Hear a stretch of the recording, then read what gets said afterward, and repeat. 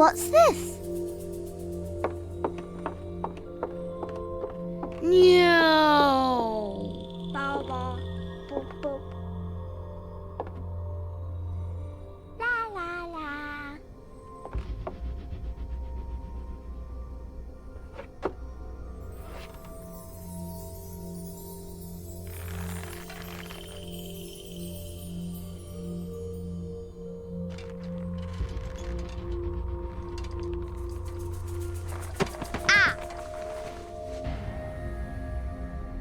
Ooh.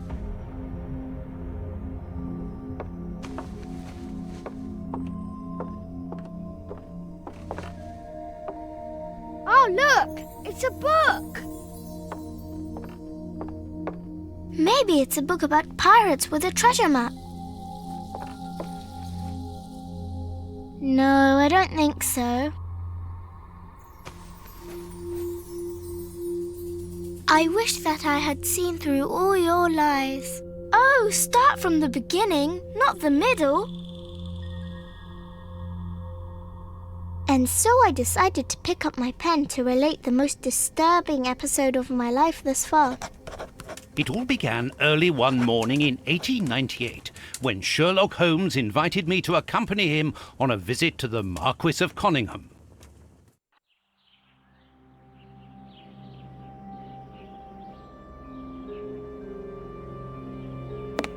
Watson, my dear fellow, we can now go and inform the Marquis that we have found the Samoan necklace, and very much faster than Inspector Baines, too, which pleases me.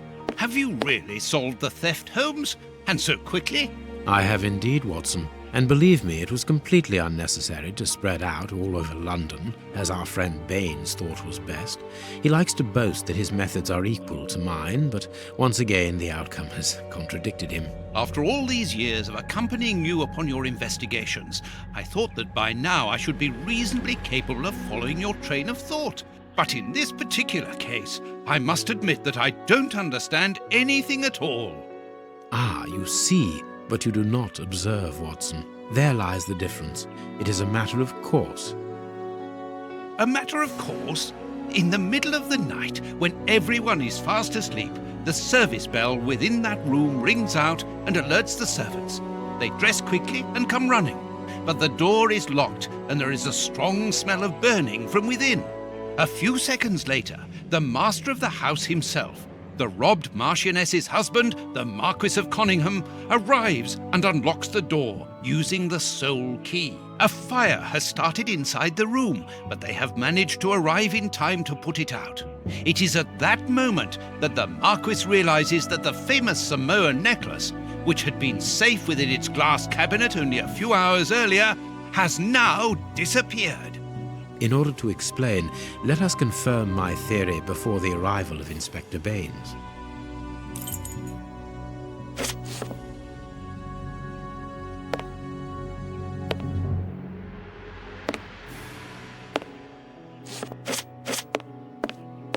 This window was cut with a diamond, a clean, discreet piece of work. This is where the necklace was. See how tiny the hole is, and not one fingerprint upon the window.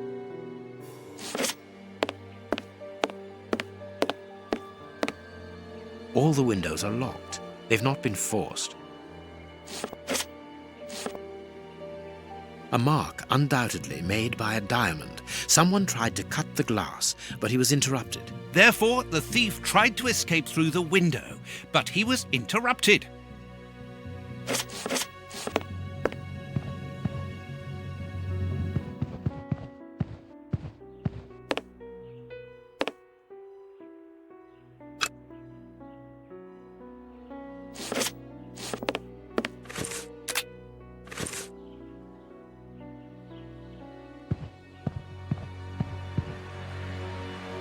Let us examine the crumpled scores that have fallen off the piano.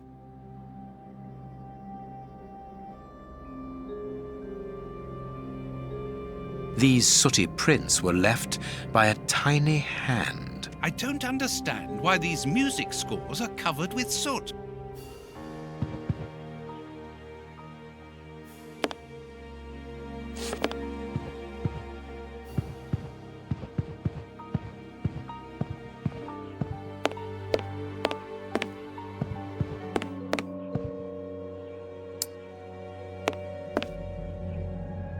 This draft screen makes an ideal hiding place. As the theft was committed at night, I conclude that the thief hid himself behind the draft screen and waited until he was alone in the room. Strange, there aren't any prints, yet I'm sure that the thief hid here.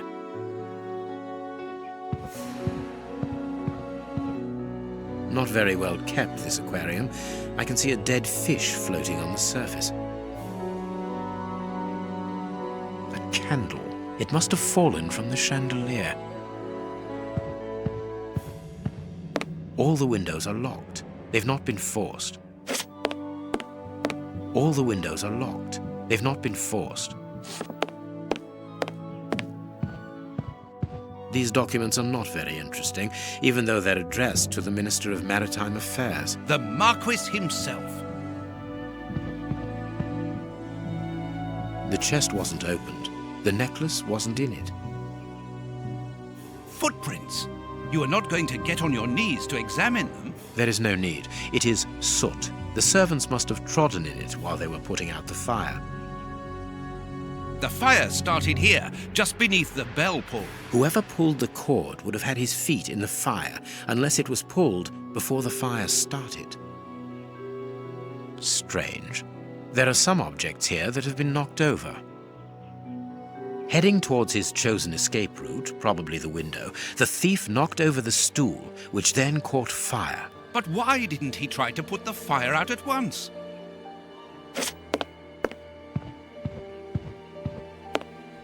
When the servants arrived at the door, having been alerted by the bell, they saw evidence of the theft and the fire, but they didn't see the thief. This door is very hard to force. The Marquis is the only person to have the key. The thief could not get out through here until eventually, when the door was opened by the servants. Ah, Mr. Holmes, you're already here. Good morning, Inspector. You've arrived just in time. Scotland Yard arrives like the cavalry, always in the nick of time. Ah, but I know that satisfied expression, Mr. Holmes. Have you already solved the case? It's possible. We have retraced the thief's rather unusual footsteps. He is a true acrobat.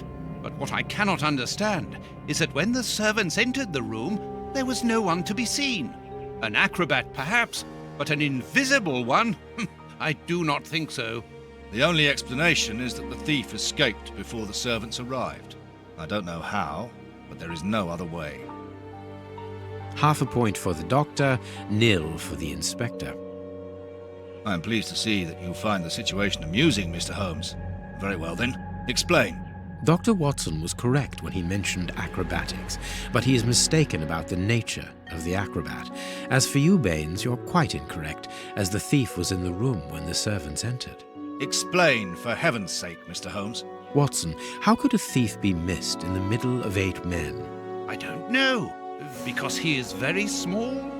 Stop teasing us, Holmes. Exactly, because he is small and remarkably agile. You're thinking of a monkey?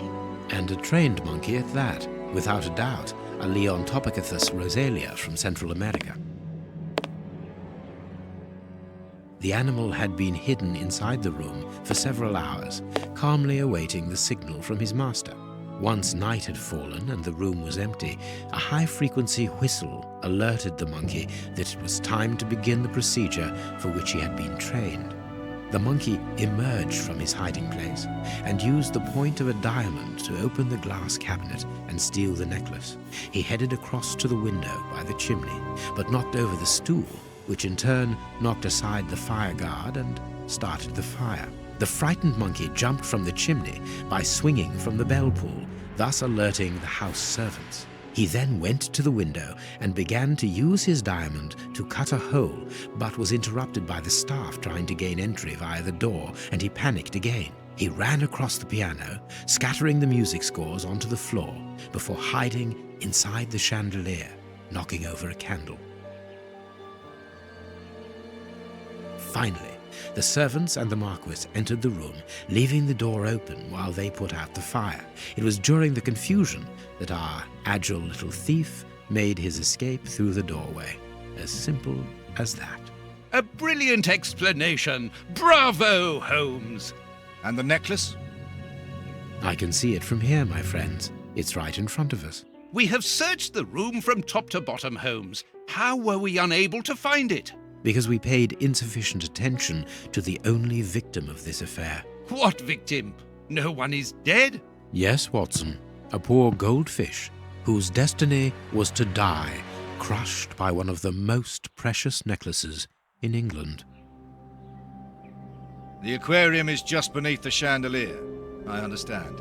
The little monkey had likely hung the necklace around its neck and lost it when he leapt from the chandelier. The jewels fell into the aquarium, where they remain now.